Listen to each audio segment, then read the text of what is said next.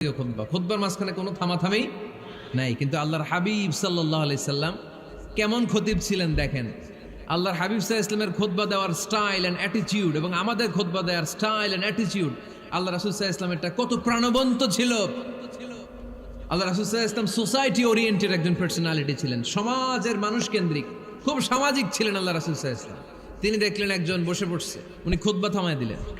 জুমার খুতবা থামায় বললেন, এই নামাজ পড়ছো না, পড়ো 2 রাকাত পড়ো। আবার খুতবা শুরু করলেন, সুবহানাল্লাহ পড়বেন না?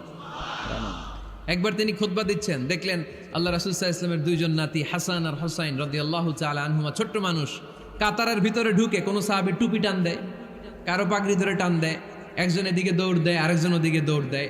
মসজিদে একটা ডিস্টার্ব হচ্ছে।